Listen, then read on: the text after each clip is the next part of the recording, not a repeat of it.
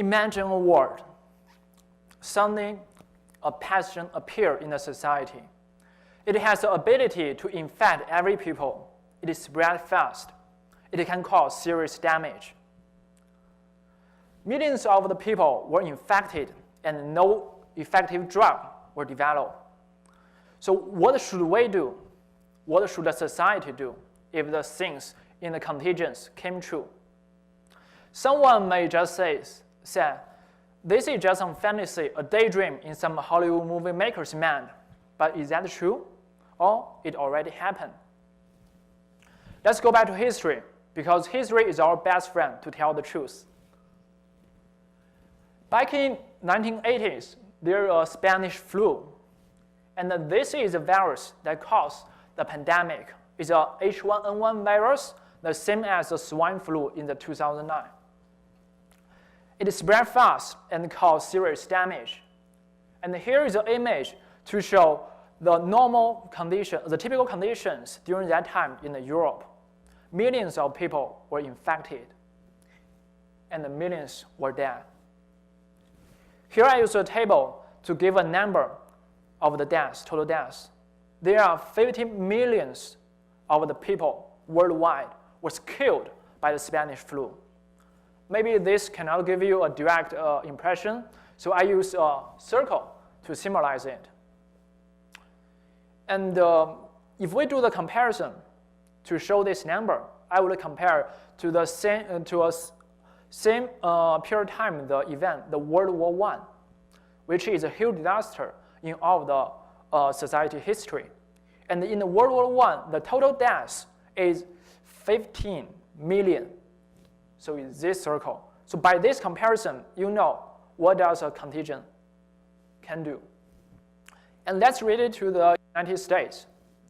Here are the wars that are related with the US.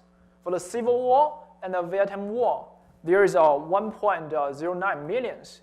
And for all of the war combined together before 1991, that is only 1.19 millions. If we talk about the more recent war, the Iraq and Afghan war, there is less than 1 million. So when compared with this, we know a contagion, the Spanish flu, can cause. So let's go back to 2003, the SARS. The reason why I use two Chinese characters here, which is the same meaning as SARS, because it gave all Chinese a special memory. This is a coronavirus that causes SARS. It infected around 8,000 people worldwide, and 10% of them were dead. 10%, that is a big number considered in the modern technologies nowadays. Let me talk about some of my personal experience. In 2003, I was 17 years old, and I was in the high school and busily prepared for my college entrance exam, like the SARS in the like the SAT in the United States. Sorry, no SARS. Suddenly, the SARS came, and all schools in Beijing were closed, and suddenly we have a lot of time for us to play. So I play with my friend. Remember, in a big city like the Beijing, the traffic is terrible.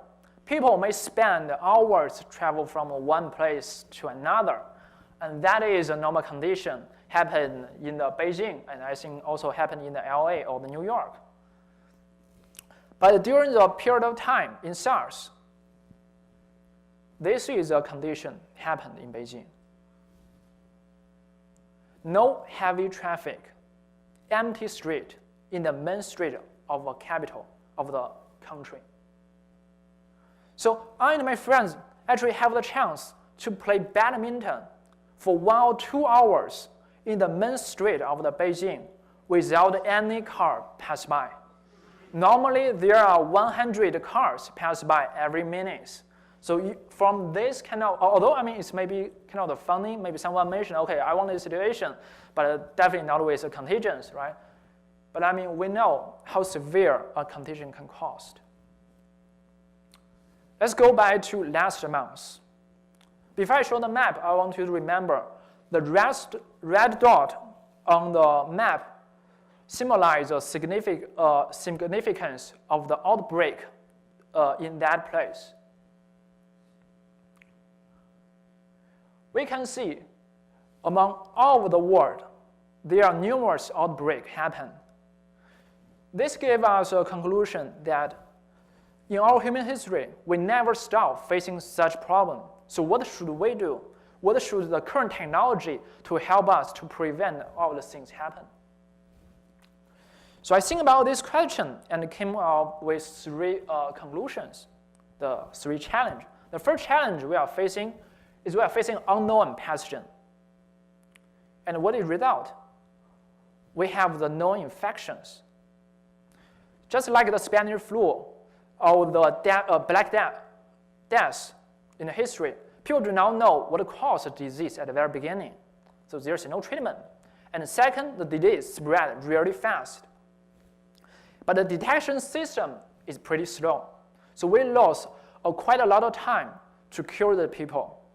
And the third is, there is no increasing infections, but we do not have an effective drug to treat.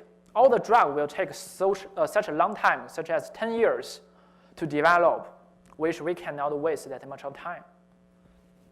So here is a solution, a strategy I'm thinking to solve this problem. For the unknown pathogen, we need a comprehensive early detection system to detect the disease early. For the rapid spread of the disease, we need a social health monitor platform so that each individual in a society will report their case to the hospital or to the central system instead of people just go to the hospital to report their cases.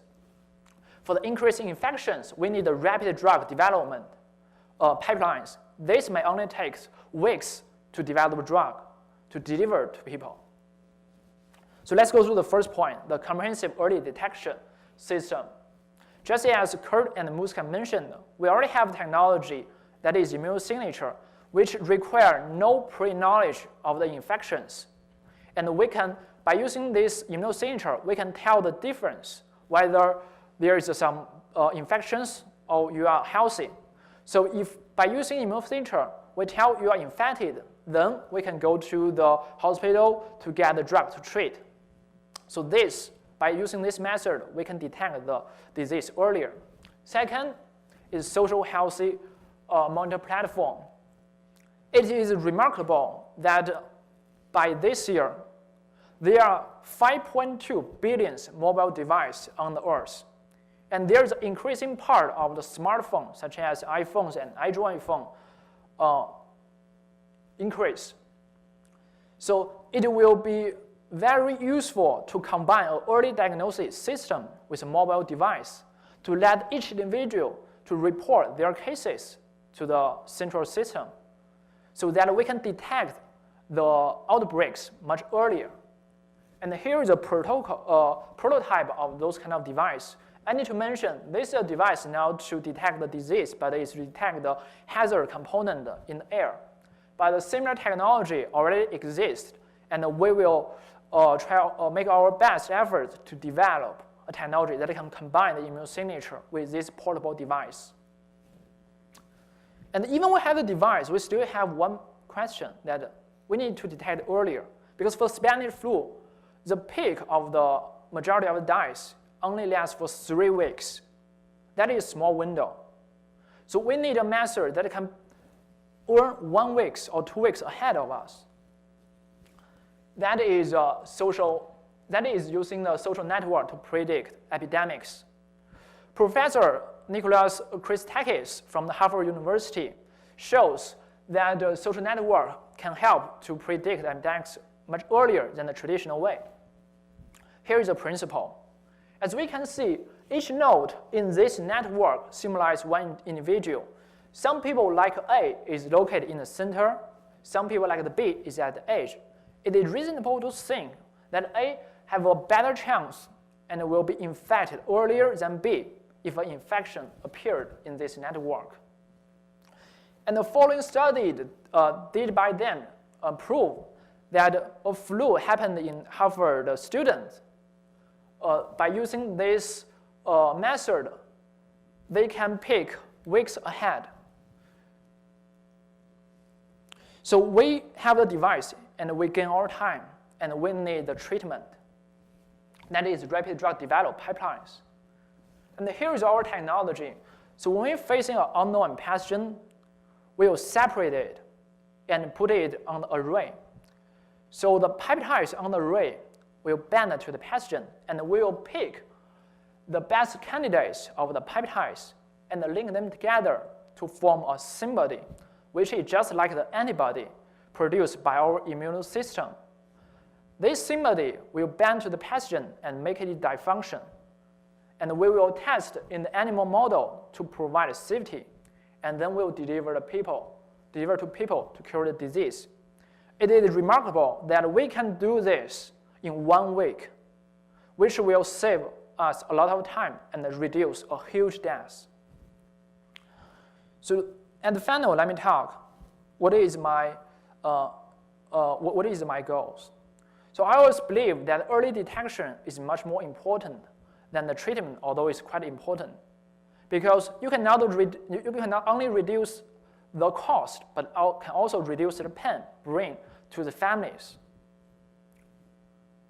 So it's pretty important to develop a comprehensive early detection system and a drug developed platform to deal this kind of condition if the contagions came true.